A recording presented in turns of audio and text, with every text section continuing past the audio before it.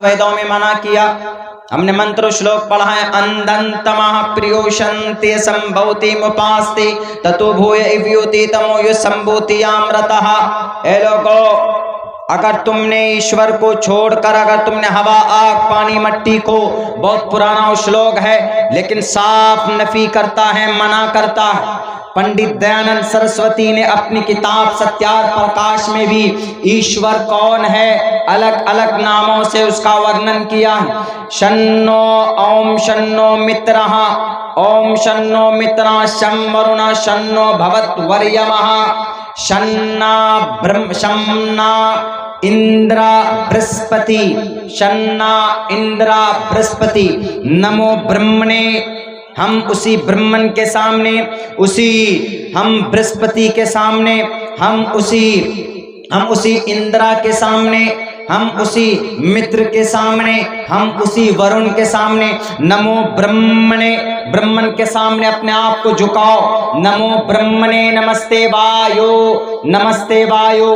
वो वायु के, अग्नि के जो देवता हैं। कौन है आग का मालिक? अल्लाह है। कौन है हवा, वायु का मालिक? अल्लाह है। हवा, अग्नि, वायु, जल, थल, स्थल, कौन है मालिक? अल्लाह तबारक व ताला। बिकॉज कुरान में अल्लाह ने फरमाया, अल्लाहु खालिकु कुल्लि शै, अल्लाह ने दुनिया के तमाम चीजों को पैदा किया है। अल्लाह तबारक व ताला इसका क्रिएटर है। अल्लाह ने दुनिया को पैदा किया, दुनिया को पैदा किया। इन्ना दुनिया खुलिकत लकुम, इंसानों के लिए, इंसानों को फायदा देने के लिए। बट व इन्नकुम खुलिकतुम लिल आखिरा, तुम्हें पैदा किया गया आखिरत के लिए, अल्लाह की वर्शिप के लिए, अल्लाह की भक्ति के लिए। पंडित दयानंद सरस्वती जो वेदों से, हिंदू भाइयों के ग्रंथों से निकलकर एक अलग धर्म बनाया, एक अलग ऑर्गेनाइजेशन बनाई जिसका नाम है आर्य समाज। जब अंग्रेज आए थे यहाँ पर, उस वक्त की बात है, सन 1857 की बात है ये, तो आर्य समाज को उन्होंने स्थापित किया और उन्होंने साफ कहा कि वेदात के अंदर नहीं अलग खुदा, एक है। नमो ब्रह्मणे नमस्ते वायो, तमेव प्रत्यक्षम ब्रह्मासि तमेवा अधिश्यमा, ओम शांति शांति शांति। इसीलिए उसके नाम को लेकर शांति पैदा करो अपनी जिंदगी में, साफ लफ्जों में बयान किया गया। और यही पैगाम तो हमारे तमाम के तमाम नबियों का था। वो भले ही हमें मालूम ना हो हमारे अंबिया की क्या कुर्बानी रही है, हमारे नबियों की क्या तारीख रही है, हमें मालूम ना हो, बड़ी आसानी के साथ हमें मिल गया है इस्लाम।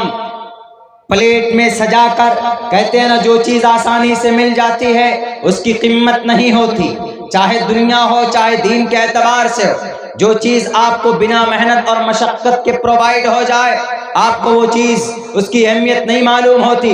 मेरे भाइयों, बड़ी दिक्कत के साथ आप तक ये इस्लाम पहुंचा है, बड़ी परेशानी के साथ आप तक ये शरीयत पहुंची है, बड़े जाफिशानी और कुर्बानी के बाद आप तक ये कुरान पहुंचा है। भले ही हमें इसकी अहमियत मालूम ना हो, भले ही हमें मसाजिद की अदब व एहतराम, मदारिस की, मकातिब की फिक्र ना हो, शऊर ना हो, वो हमारी नादानी है, हमारी बदनसीबी है। वरना आपके इस इस्लाम की हिफाजत के लिए हजरत खब्बाब बहुत ही कमजोर थे। उन खब्बाब रज़ी अल्लाह ताला अन्हु को अंगारों पर लिटा दिया गया था, पीठ से नीचे से उनके चर्बियां पिघल कर वो खत्म हो गई थी, गोश्त जल गए थे, सिर्फ हड्डी बाकी था। एक मौके पर हजरत उमर ने कहा कि खब्बाब, मुझे जरा बताया जाए, तुम बता सकते हो इस अमीरुल मोमिनीन की कुर्सी पर सबसे ज्यादा कौन हकदार है बैठने का? बिलाल हबशी ने कहा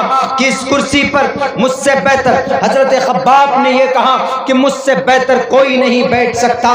तो हजरत उमर ने कहा कि नहीं, ए खब्बाब, इस कुर्सी पर तुम नहीं, ज्यादा हकदार बिलाल हबशी को है।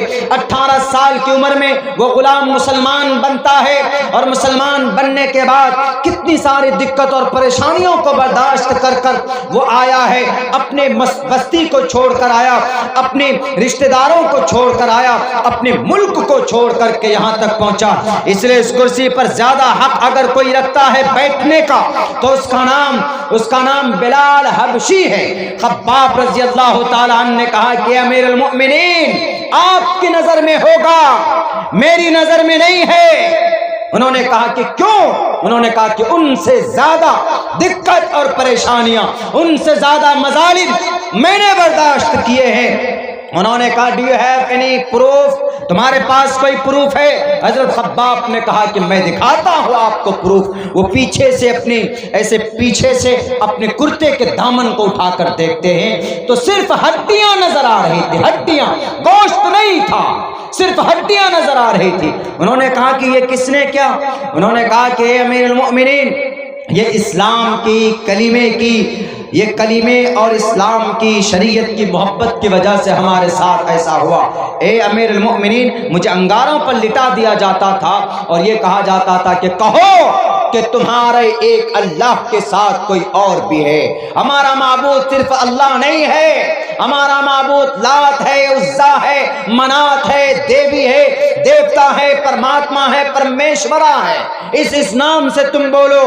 انہوں نے کہا کہ نہیں، کبھی بھی نہیں، جان چلی جائے میری، لیکن میں کبھی بھی اپنے ایمان کا سودا نہیں کروں گا، میں کبھی بھی اپنے عقیدے کے اندر کسی اور ڈپلیکیٹ خدا کو شریک نہیں کروں گا۔ پیسوں میں اپنے ایمان کو ہم سودا کرتے ہیں، الیکشن کے موقع پر ایک چائے میں اپنے ایمان کو بیچ دیتے ہیں۔ کیا قیمت ہے اس ایمان کی مسلمانوں؟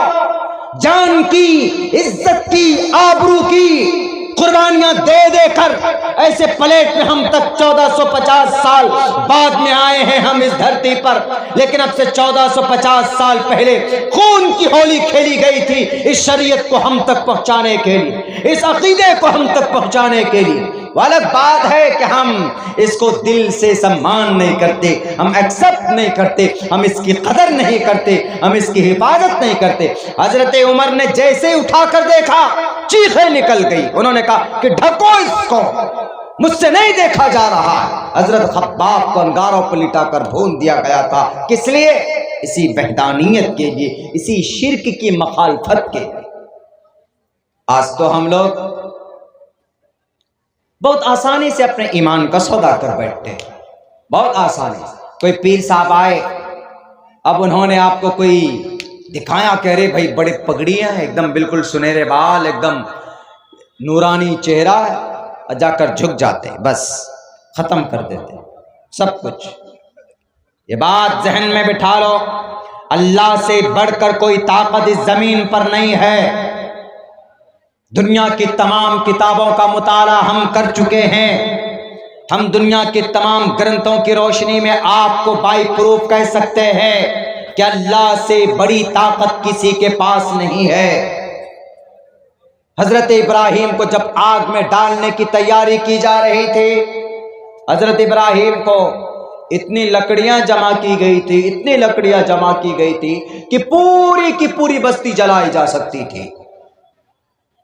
کہا جاتا ہے، تاریخ کے حوالے سے کہا جاتا ہے کہ مہینوں تک لکڑیاں جمع کی گئی۔ کس کو جلانا ہے؟ وہ ایک منچلا ہے، وہ ایک نوجوان ہے، ابراہیم، ان کو جلانا ہے۔ جرم کیا کیا ہے؟ انہوں نے ہمارے خداؤں کے ناک توڑ دیے، وہ جو بت کی پوجا کرتے تھے۔ حضرت ابراہیم تو پہلے سے کرتے تھے، ارے یہ بے جان ہے، سامنے بتاشے رکھے ہوتے، کھا ہی نہیں سکتے، یہ جب تمہارا خدا کھا نہیں سکتے۔ ایک مرتبہ ایسا ہوا کہ ایک تہوار انہوں نے کہا کہ ہم تمہارے ان بتوں کو ایک روز بڑھیا سے ان کی خاطر توازی کریں گے، ڈھنگ سے کریں گے۔ قرآن کریم کے اندر بہت اچھی تفصیل سے حضرت ابراہیم کا واقعہ بیان کیا گیا، لیکن شرک، بدعت و خرافات، ڈرے نہیں کسی سے مقابلہ کیا۔ اس وقت کا دنیا کے اندر 4 ہی بادشاہ کی حکومت تھی، نمرود کی، حضرت سلیمان کی، سکندر کی، اور ایک بخت نصر کی۔ 2 نان مسلم، 2 مسلم، ان میں سے ایک نمرود اس وقت دنیا کا، پوری دنیا کا بادشاہ، اور اسی علاقے کے تھے، وہیں کے عراق کے شہر بابل کے اندر ان کا وہاں سے جنم ہوا حضرت ابراہیم علیہ السلام کا۔ یہ خبر پہنچی، ان کو جلانے کی تیاری کی گئی۔ کیوں جلانے کی تیاری کی گئی؟ انہوں نے ان کے سارے خداؤں کے ڈپلیکیٹ خداؤں کے ناک توڑ دیے، کان توڑ دیے۔ اسی جرم میں سزا دی گئی کہ ابراہیم کو آگ میں جلا کر بھسم کر دیا جائے۔ لیکن میرے بھائیو، اللہ تو اللہ ہے، طاقتور ہے۔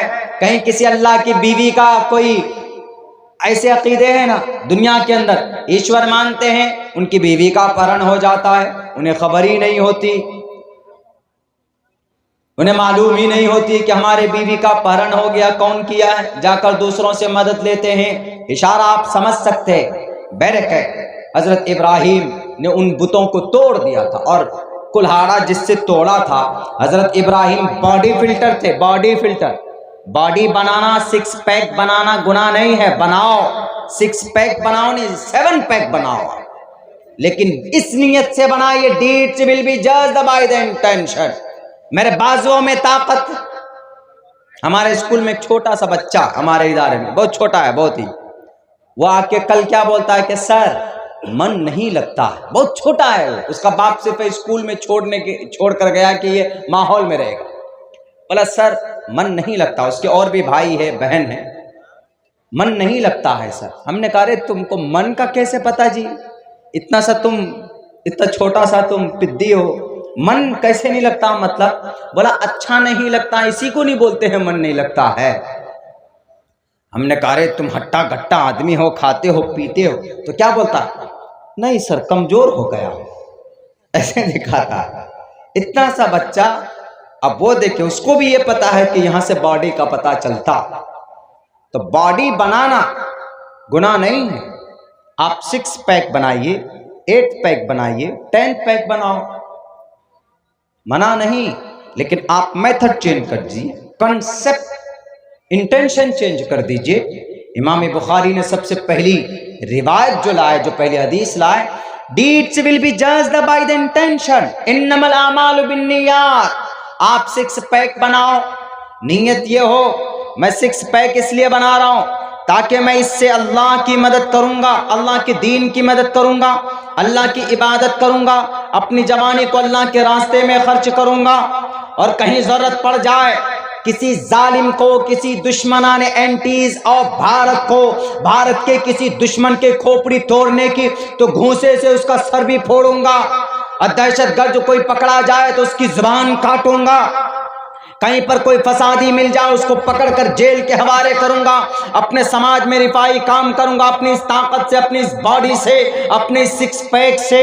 بھلے ہی آپ جم جاتے ہوں ڈیلی، ایک